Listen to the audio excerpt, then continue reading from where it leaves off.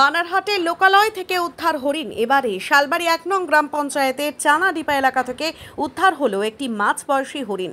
আর লোকালয়ে হরিণ দেখতে, হরিণ ধরতে ছোটাছুটি করেন এলাকার স্থানীয় বাসিন্দারা। স্থানীয় বাসিন্দাদের তারা খেয়ে হরিণটি শেষ পর্যন্ত আশ্রয় নেয় ওই এলাকার স্থানীয় এক বাসিন্দার দিঘিতে। অবশেষে সেখান থেকেই ধরে ফেলে হরিণটিকে স্থানীয় বাসিন্দারা।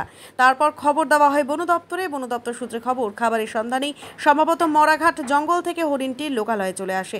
খবর পাওয়া মাত্রই বন দপ্তরের কর্মীরা সেখানে গিয়ে হরিণটিকে উদ্ধার করে প্রাথমিক স্বাস্থ্য পরীক্ষার পর সুস্থ থাকায় তাকে জঙ্গলে ছেড়ে দেওয়া হয়। উদ্ধার হওয়া হরিণটি বার্কিং ডিয়ার প্রজাতির মাঝবয়সী হরিণ। কোথায় হরিণটা দেখতে পারলেন? আমরা উত্তর চানাডিবা থেকে এই দক্ষিণ চানাডিবা আসছে।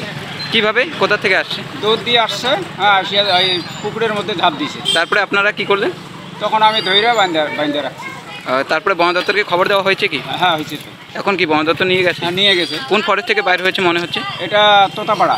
কেন বাইরে হয়েছে? খাবারের সন্ধানে কি তীব্র দাবদাহের জন্য? না, মানুষ ওই পিচ্ছে করছে তো, হ্যাঁ, যখন পিটছে তখন এই দৌড়ে আসে আমাদের পুকুরে ঝাঁপ দিচ্ছে। কোন এলাকায় ধরা হয়েছে? এটা চানাডিবা। এখন কি বন দপ্তর নিয়ে গেল? হ্যাঁ, নিয়ে গেল। আপনার নাম? আমার নাম মোহাম্মদ দারাজউদ্দিন, এলাকাবাসী।